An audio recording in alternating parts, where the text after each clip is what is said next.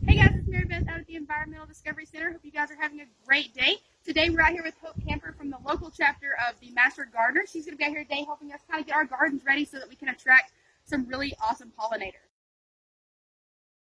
They can attract an array of pollinators here, not just butterflies, but moths and bees and hummingbirds and all kinds of things. So it'll be great. Okay, hey everybody. So we're going to start planting a few plants here in the pollinator garden at Lynch's River County Park, and going to see how they're going to do. So when you are choosing plants to plant for whatever kind of garden you're wanting, a lot of information is always kept on these labels on the plant, so make sure you check it out. One of the most important things for having a plant that has abundant flowers or fruits is a lot of sun. Almost everything that you want to plant that you're planting for flowers or fruits, vegetables or fruits, it needs to be pretty much in a full sun location. Plants do photosynthesis, they make their own food, and the food is derived from solar energy. So if you don't have the sun, you're not going to be able to get enough energy for the plant to produce its own flowers. So this is a beautiful flower here. They call it super bells. Looks like a little miniature petunia, and we're going to go ahead and plant it here. So we've checked and made sure that it's a full sun, and we've got a beautiful day to plant it with. Presumably you've already checked out your soil to make sure you've got nice soil here, and here they've put in a nice compost mix into their soil, so it's really rich. We've been coming across a lot of earthworms, so that's really nice. When you're planting a plant, you're going to want to plant it at the same level that it is in the pot so that the roots are nicely covered and you're not covering up the stem or anything at all. You want to take it out carefully so that you don't damage the stem or the plant when you get it out of the pot. Often you'll find when you buy plants that are already potted, often they're very root bound. This one is nicely covered, but it's not as root bound as some. Sometimes you'll see the roots just twirling around and around in the pot. And if you plant them that way without breaking up the root ball, it's really going to limit the plant growth.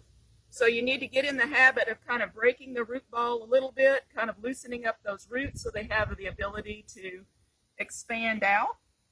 And then you're going to put it at the same level. And you're going to push the soil in around the plant so that you're not hurting the plant, not hurting the stems, anything else. And then really get some firm pressure on packing the dirt in around it so you don't have any air holes around it or anything. And then after you get it nicely planted in, of course, you're going to water it in thoroughly to make sure that the roots are happy and so that the plant will be happy. We also have some celosia here. It's a really nice plant in that it comes, all these beautiful colors. So it's beautiful to look at and attractive to pollinators. It's a full sun plant like most of these are. If what you're really wanting is a shade garden, you can do that, but you need to make sure you choose your plants carefully. Ferns and hostas, and usually things that feature a lot of vegetative growth and not so much the flowers. So let's see, let's choose one that color is going to complement with that. So we'll do one of these pink ones here. Always kind of crunch the bottom. I'm trying to get them to slide out without, again, damaging the stem of the plant. I'm going to break up the root ball a little bit. Again, this one's not badly root bound, but so often they are if you're buying them already in a container. And then you're just going to move the soil in around, and then you're going to firm it in and make sure that it's at the same level that it was. You don't want to plant it too deeply nor too shallowly to make the roots happy so the plant will stay. So once these get settled in for the pollinator garden, there's a huge array of plants here that you can plant that depending on what you're wanting to attract. Of course, obviously a lot of pollinator gardens are specifically geared for butterflies because they're so beautiful and so fun to come in.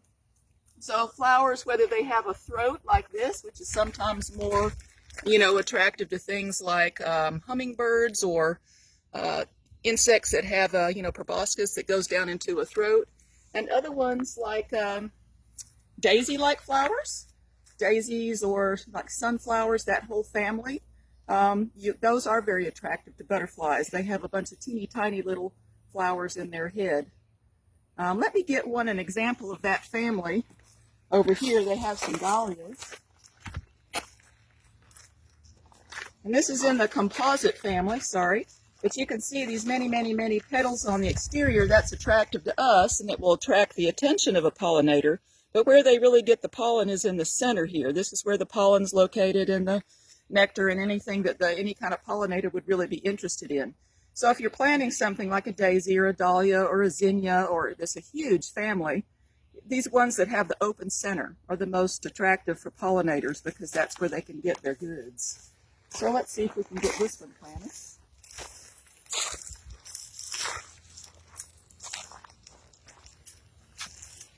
Before you plant, it's always good to do a lot of soil prep to see what, and the soil prep is already done here. It's kind of loose, it's easy to handle.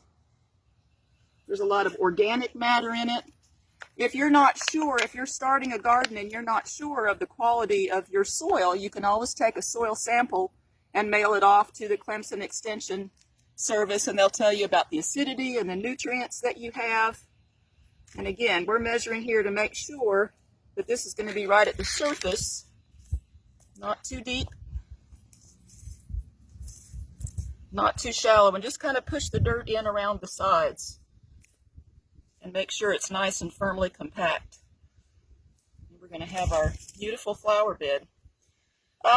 If you're looking for more information on gardening of any sort, there's the local Master Gardeners chapter. They do have a Facebook page. You could like that and see what is information that can be shared there. You can also get in touch with the extension agent, Trish DeHaan, who is for Florence, I think, and Darlington counties, the coordinator of the Master Gardeners program. So you could get in touch with her, and she probably could tell you about anything. But this is the start of our process.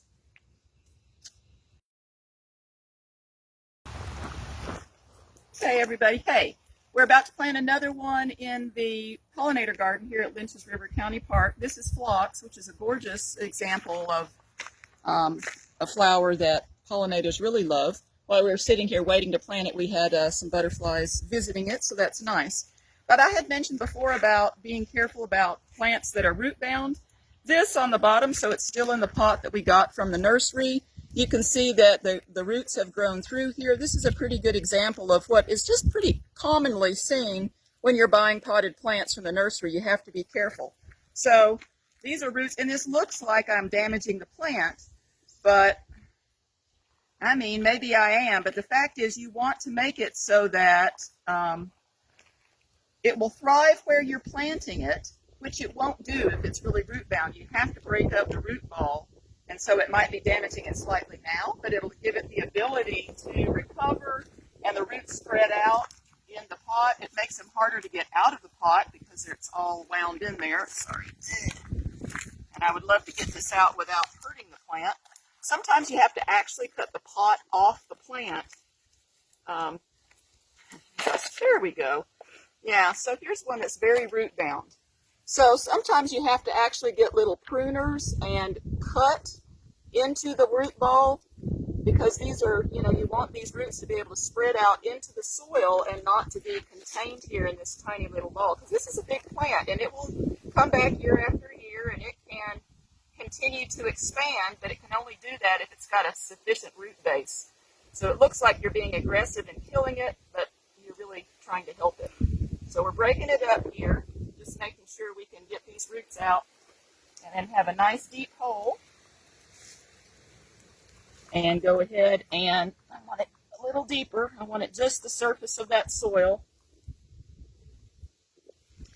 Go ahead and push the soil in around it. So it will be, and you need to kind of pack it around the sides, the soil. Again, you don't want any air holes. You want those roots nicely cradled so that they can do what they need to do. All right, and that's going to thrive. We're going to water it in thoroughly, and that's going to be beautiful. It's going to attract our butterflies. Okay.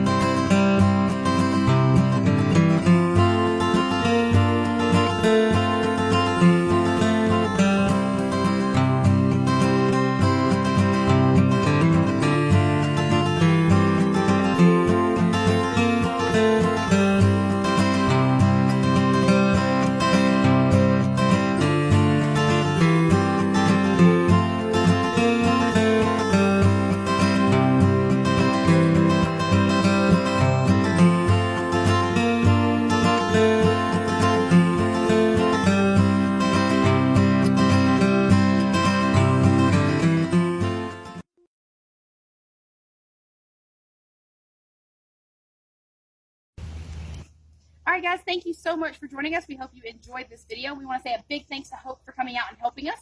And if you guys are interested in anything that we talked about, I will leave links in our description for the Master Gardeners and for the soil science stuff. But other than that, we have a big shout out and thanks to Hope for joining us. And if you want to say any kind of wrap up about if they want to join the gardens. Sure. So my pleasure in being here. If you have any interest in joining the Florence Master Gardeners, you go through a course of Master Gardeners that's offered through Clemson. So to find out about that, you'd again get in touch with Trish DeHaan. She's our Clemson Extension Agent here in Florence and Darlington counties, and she could get you hooked up with information about becoming a Master Gardener. Thank you.